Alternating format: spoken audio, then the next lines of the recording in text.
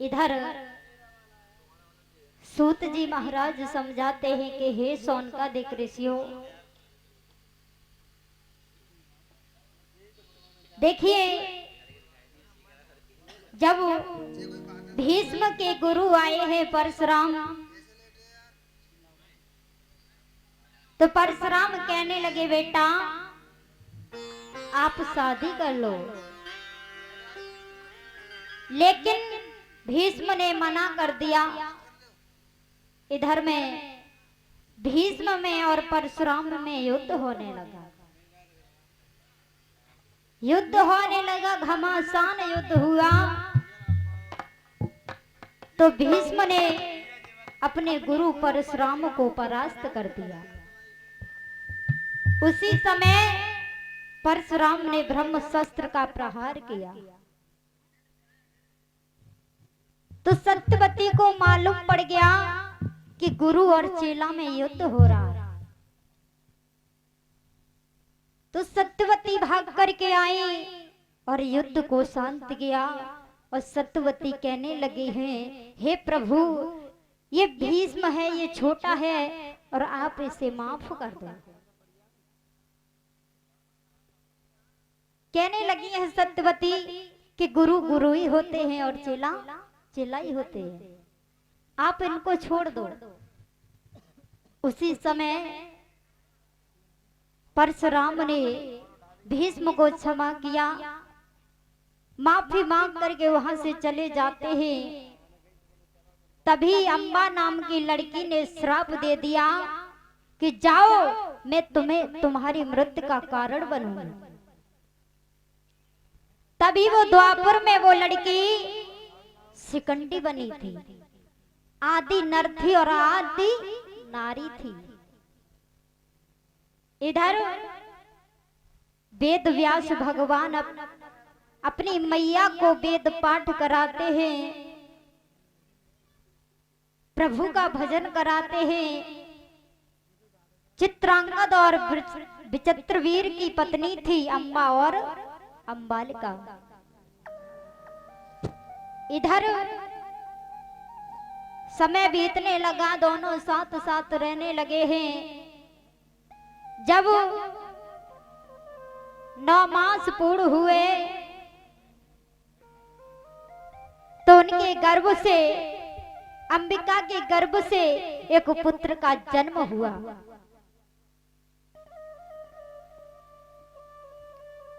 जैसे ही उसका जन्म हुआ तो उस पुत्र का नाम धृतराष्ट्र पड़ा। और जो अंबालिका के गर्भ से पुत्र पैदा हुआ उस पुत्र का नाम पांडुरोग पड़ा। और जो दासी थी, दासी के गर्भ से विदुर जी का जन्म हुआ था। इधर वेद व्यास जी माता सत्यवती के पास आए और कहने लगे, माते इस दासी के गर्भ से वेदांत में परगत नीतवान पुत्र हुआ है।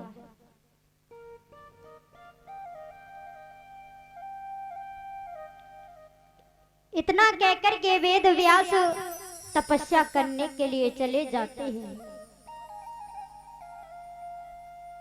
बताया है कि धृतराष्ट्र जन्म से ही अंधे थे। उनकी जगह पर राजा पांडु को राजा बना दिया। इधर राजा पांडु शिकार खेलने के लिए जंगल में जाते हैं। घोड़ा पर सवार हुए और जंगल में पहुंचे शिकार खेलने के लिए। तो उन्होंने क्या देखा कि एक हिरन और हिरनी मैथिल क्रिया कर रहे हैं। तो राजा पांडु ने उस हिरन का वध कर दिया।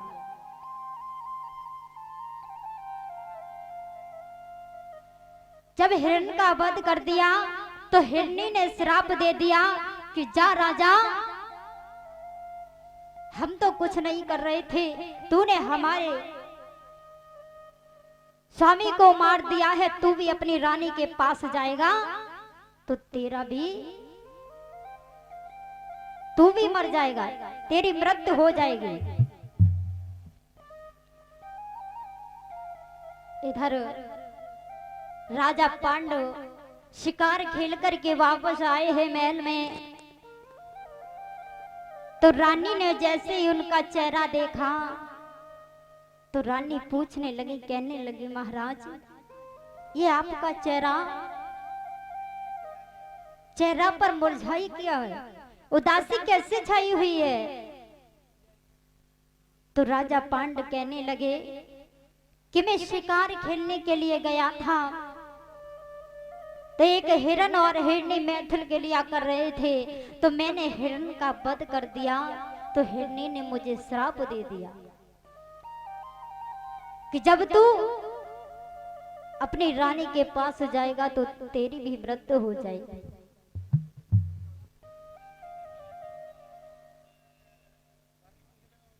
इधर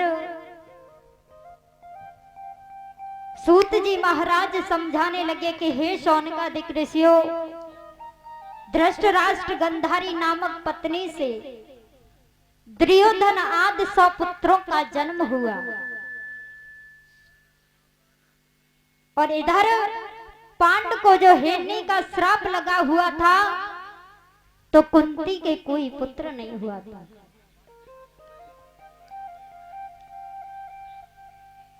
जब कोई पुत्र नहीं हुआ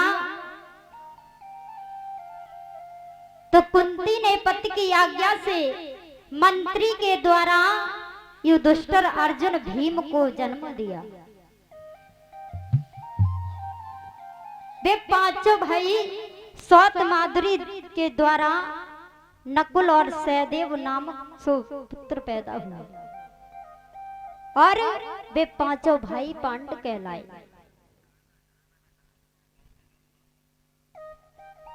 एक दिन वे पांचों पांडव जुआ खेलने के लिए गए अपने मामा शकुनी के साथ। जुआ खेलने के लिए गए तो जुआ खेला है तो द्रौपदी को जीत करके लाए हैं। अपनी मैया कुंती के पास पहुंचे तो मैया लीपन का कार्य कर रही थी। तो पांचों पांडव कहने लगे, मैया देखो, हम तुम्हारे लिए एक अनमोल चीज लेकर के आए हैं। तो कुंती ने पीछे मुड़ करके नहीं देखा और कहने लगी, बेटा आप जो अनमोल चीज लेकर के आए हो वो आपस में मिल बांट करके खा लो। उसी दिन से उस द्रौपदी का नाम पांचाली पड़ गया।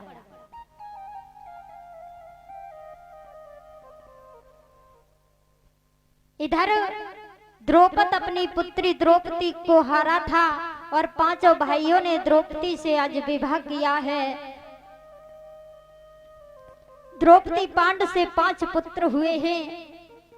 अर्जुन से सुतकीर्ति और भीम से सुतसोम और युधिष्ठिर से प्रतिविंदु और नकुल से शतानील और सहदेव से सुतकर्मा।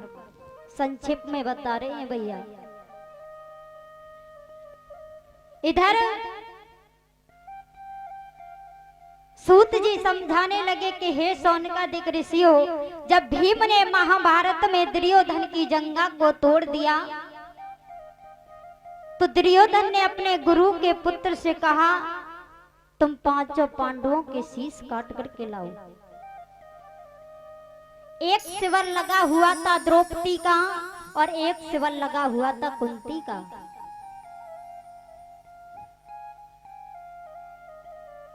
इधर द्रौपदी अपने बच्चों को सुला करके और पानी भरने के लिए चली गई थी।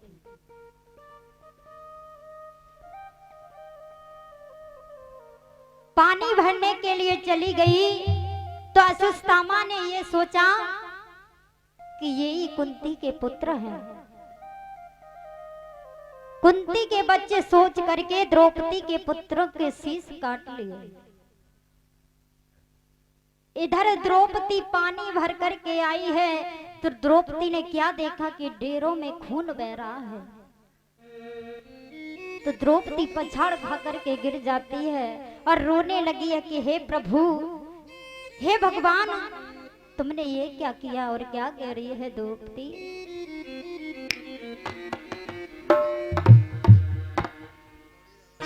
डेरों में खून बह रहा था, हर बोला खड़ी रो रही थी।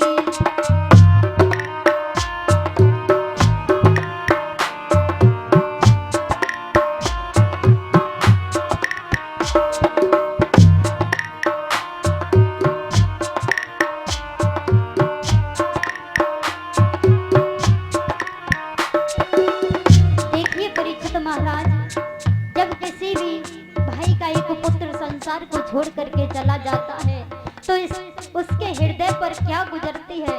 उसकी मैया पर पूछो कि 9 महीने पेट में रखती थे, उसे क्या गुजरती है। द्रौपदी के तो 5 पुत्रों के शीश काट लिए, आज द्रौपदी रो रही है। द्रौपदी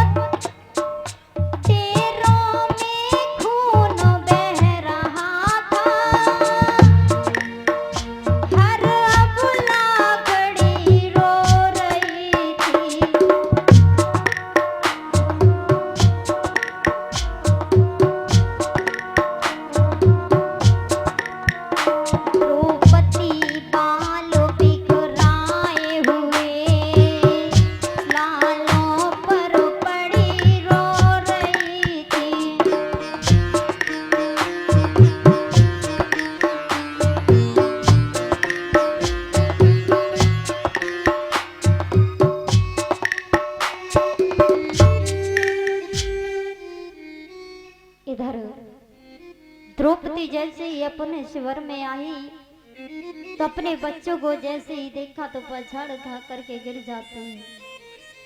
रोने लगी, कहने लगी, प्रभु हे कन्हैया, ये तुमने क्या किया, तुमने क्या किया।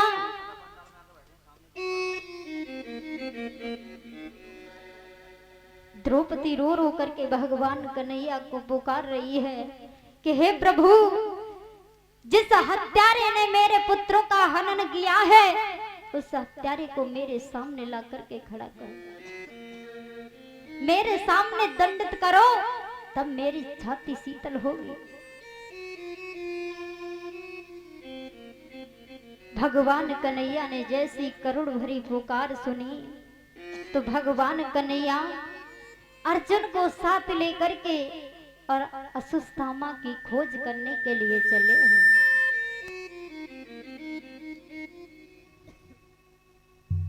उस द्रोणी को ढूंढने के लिए तनिक भी देर नहीं की।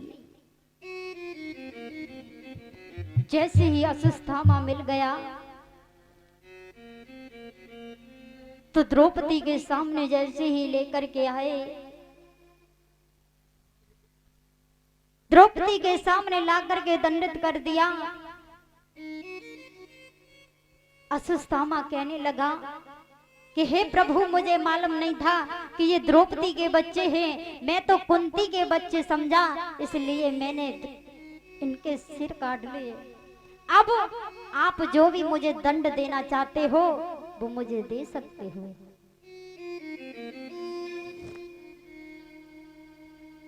तो द्रौपदी कहने लगी कि हे प्रभु, अब मैं इसे दंड नहीं दे रही हूँ, इसे छोड़ देती हूँ, क्योंकि जैसे मेरे बच्चे इस संसार को छोड़ करके चले गए हैं और मैं रो रही हूँ, वैसे ही अगर इसको मार दिया तो इसकी माँ कृपी है वो भी रोएगी। और ये ब्राह्मण है, अगर ब्राह्मण को मार देंगे तो कुल को कलंकित लग जाएगा, कुल को दाग लग जाएगा।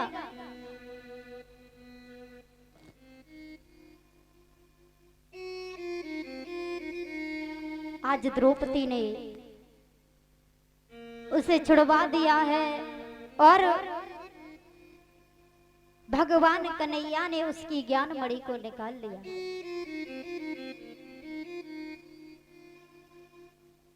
इधर पांचों पांडवों को साथ लेकर के भगवान कन्हैया दाह संस्कार करने के लिए हेड़ावर्ता नदी पर पहुंचे हैं।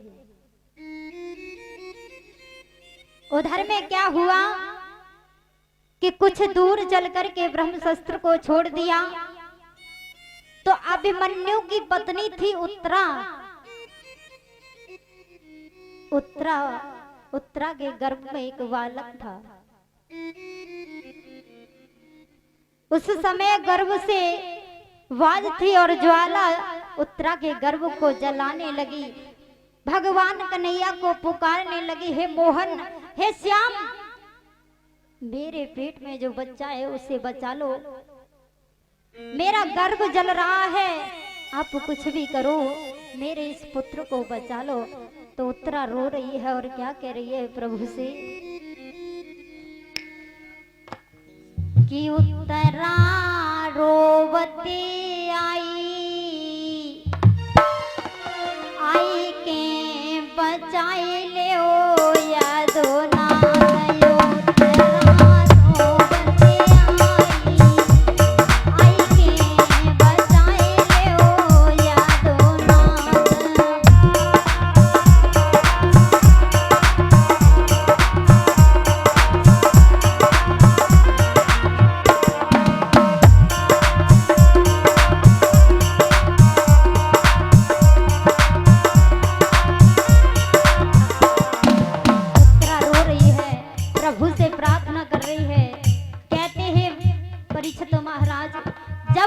दुख पड़ता है तभी प्रभु को याद करते, सुख में कोई याद नहीं करता। आज उत्तरा रो रही है और क्या कह रही है कि हे प्रभु,